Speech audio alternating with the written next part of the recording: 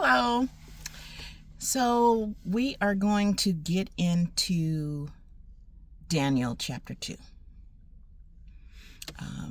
And in Daniel chapter 2, it talks about King Nebuchadnezzar and his dreams. So King Nebuchadnezzar, he always had these dreams going on, and he didn't understand what they meant.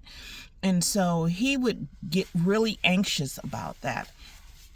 And he would contact the magistrates and the magicians, y'all, okay?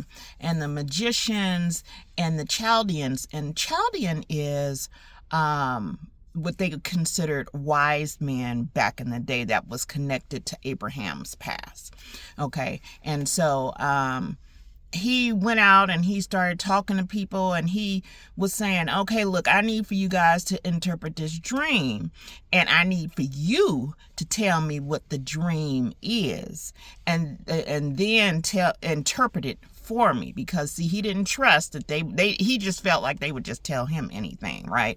And just to be in his favor. And so they were trying to get him to tell them the dream. And he was like, no, because I know that you all gonna be just trying to tell me just any old kind of thing, and I need to know the truth. Well, he decided so, and they were saying, well, no man could ever relay this information to you without knowing the dream first, and this, that, and the other. And he got so mad that he decided that he was gone. Everybody was leaving. Okay, everybody was getting ready to be cut out. And so Daniel had heard about this, and he asked the person that told him this. He said, "Tell him to give me one night. Give him some time, one night." And so the king went on ahead and he gave him the one night. And that night, Daniel and the Hebrew boys, they prayed. They prayed that God would reveal this dream to them, to whoever, so they could relay the information over to the king.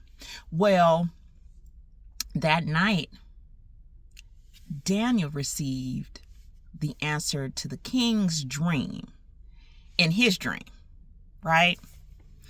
So he goes ahead and he meets up with the king, and he talks to the king, and he tells him what his dream was about and what the interpretation was.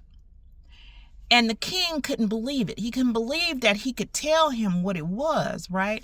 And so this is how Daniel was able to get into position as one of his heads in the kingdom, right?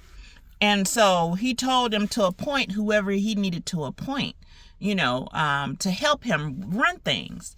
And so, of course, he appointed the Hebrew boys. So they were able to be in, and that is how they were able to be heads in the kingdom. I'm telling you guys really need to read Daniel. When I tell you that it has so much that you can get from it, right?